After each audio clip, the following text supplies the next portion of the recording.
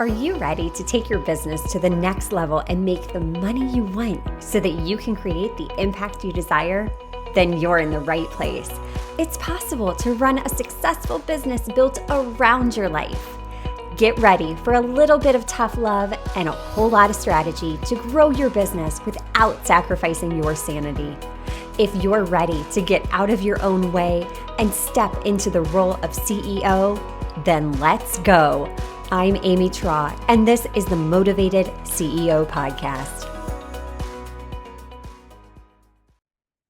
Welcome back into the Motivated CEO Podcast. Today, we are talking all things AI, which in today's landscape is a huge topic. I feel like people are very divided, team AI or not. But today, we're going to unpack why AI can be such a valuable tool to complement versus replace certain tasks in your business.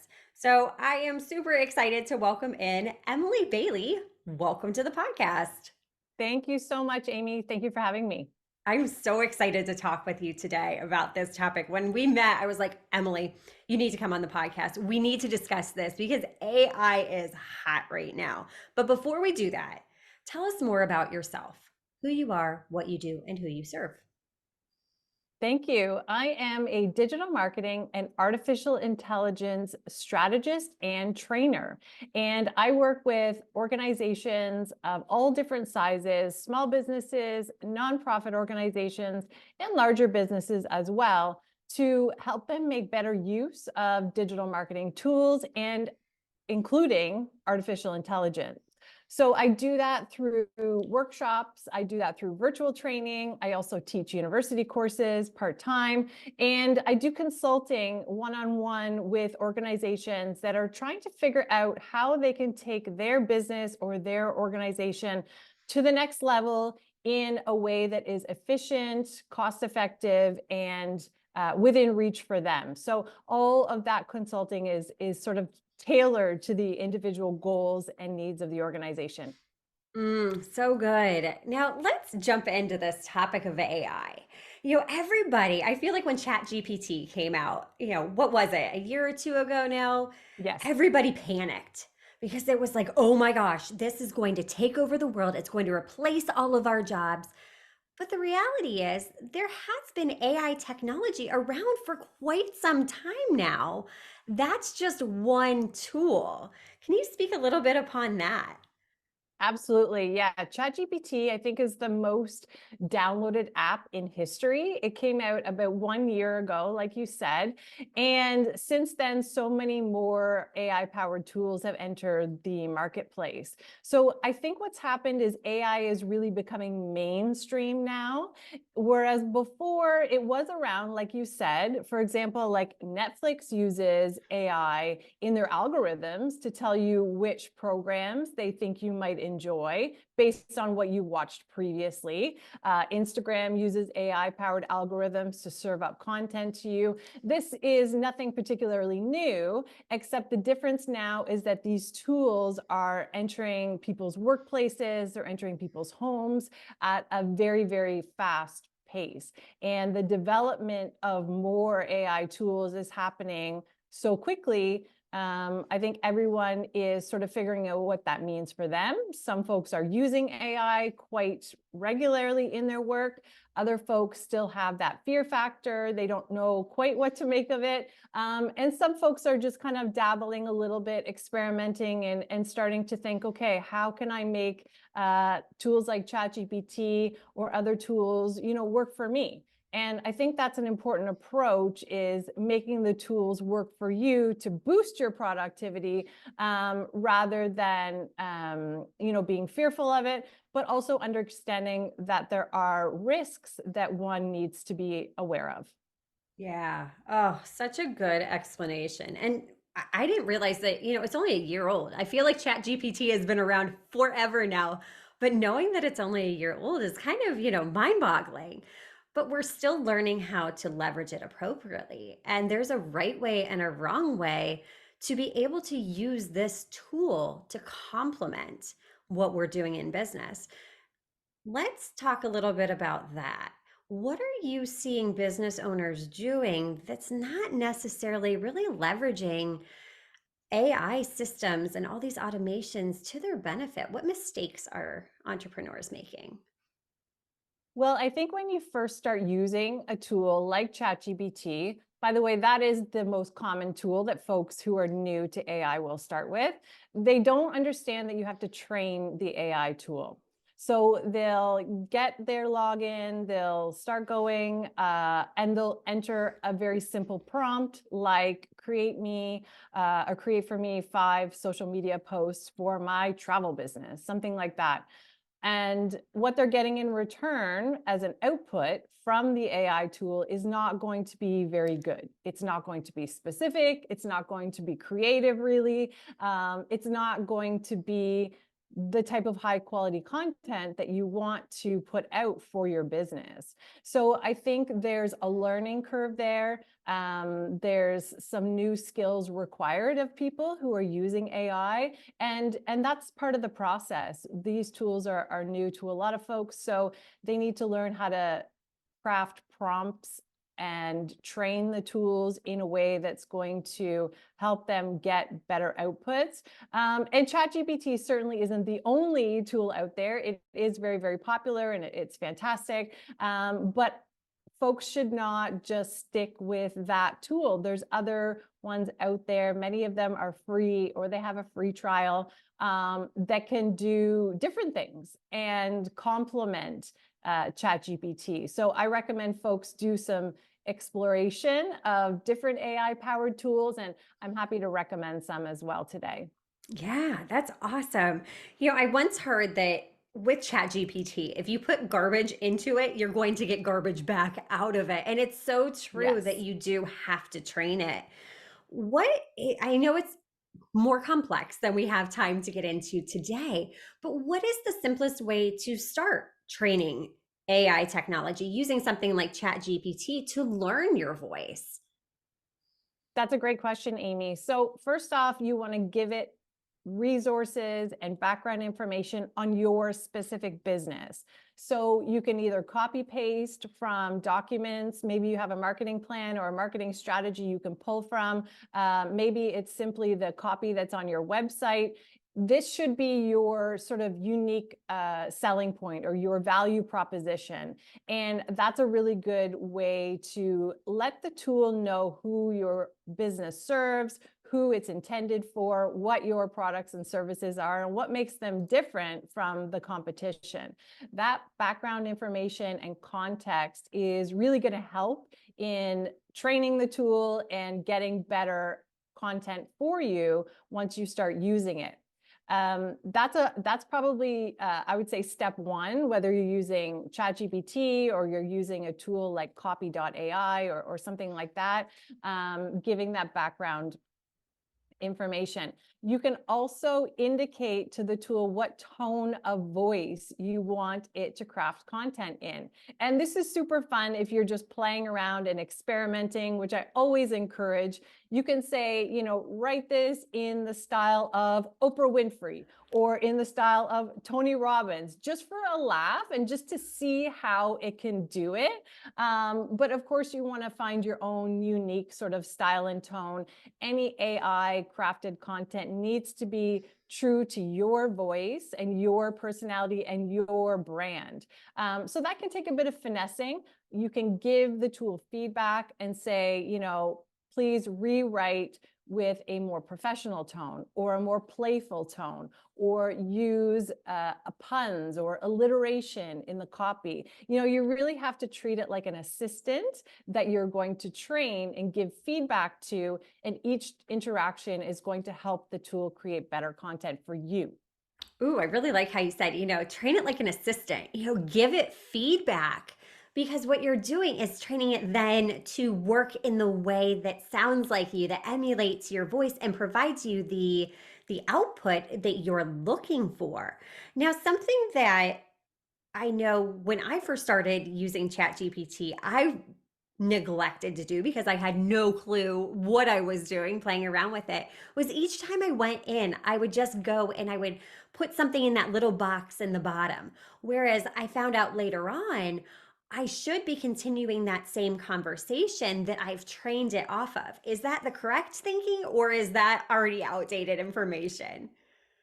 Well, ChatGPT will automatically store all of the conversations that you have with the tool. And you'll see on your left-hand navigation menu, you can see those saved by keyword. You can go back in time and pick up where you left off, for example, or access copy that it created in the past for you.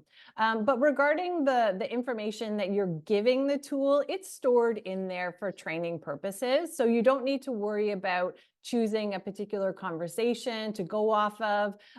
You can start a new one and it should still retain that level of information that you provided it in the past. Awesome. I mean, it's always changing. That's the thing with AI is by the time this comes out next month, I'm sure some new platform will have been created, some new update will have been created. So I would love to know right now, what are some of your favorite AI tools that you're leveraging other than ChatGPT? That's a great question.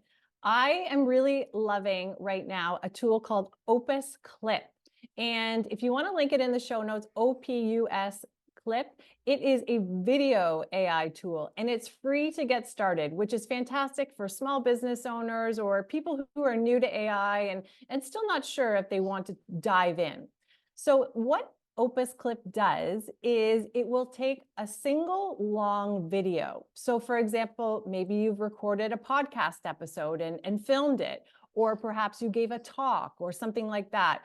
You can take that long video, drop the link or the MP4 file into Opus Clip, and it's going to create for you a whole series of shorter social media friendly clips. And those clips are automatically going to have captions on them. They're all automatically going to be sort of designed for maximum impact on social media. They're going to be much shorter, and that allows you to then download those clips or share them on Instagram Reels or on YouTube or on TikTok or whatever your preferred platforms are. So it really takes the guesswork out of video editing. Video editing can be quite time consuming. I always say, work smart, not hard. You're busy with a lot of different things if you're an entrepreneur. So this is another tool called Opus Clip that can really help to fuel your marketing efforts for your business using short video. And that's really what AI is about. It's about helping us leverage our time to work smarter, not harder. What I love it for is exactly what you said. We're taking content that we've already created, that long form content, and creating just another form of content, saving us literally hours because I'm not a video editor. So I'd much rather pop it in and have it, automatically pull out these clips, send it off to my team so someone can do that for me. It literally saves so much time. And the really cool part about so many of these platforms coming out right now is most of them, like you said, are free to start with. You can try it and see if it's going to work for you because at the end of the day, it's about leveraging AI as a tool versus something that, okay, we need to have our whole business run for us by AI. No, that's not at all what this is about. This is about learning how to lean into technology and embrace it.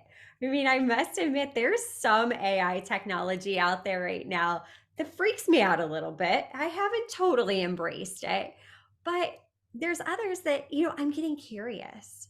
I'm opening myself up to the possibilities. Like, okay, hey, how can I use this to help me? How can I use this to grow my business? So you talked about Opus, we talked about Chat GPT. Any others that you'd recommend? Yeah, I like the new AI powered features in Canva. So Canva is a design platform for non-designers like myself. Many business owners and entrepreneurs and nonprofit organizations use Canva to create their marketing content, particularly social media. It comes with pre-sized templates that you customize and make your own. And there are more and more AI powered features being added to Canva. So if you are a Canva Pro user, meaning you have a paid subscription, it's pretty affordable, by the way, you will have access to the full suite of Canva AI powered tools. This is called the Magic Studio. And this is where you can create images from a text prompt. This is where you can create short videos from a text prompt. You can resize your existing designs and instantly repurpose them for different platforms or different mediums. And you can do some pretty fantastic editing with just the click of a button. So Canva has really become, I think, a go-to tool for a growing number of organizations around the world. And those AI-powered features are, I think, a good place to start for folks because they're already there. You can experiment, you can play around, and you can create those visual designs and those videos faster. And that's really the content that organizations are often putting out anyway. So you can use those AI features to boost your productivity using Canva's Magic Studio.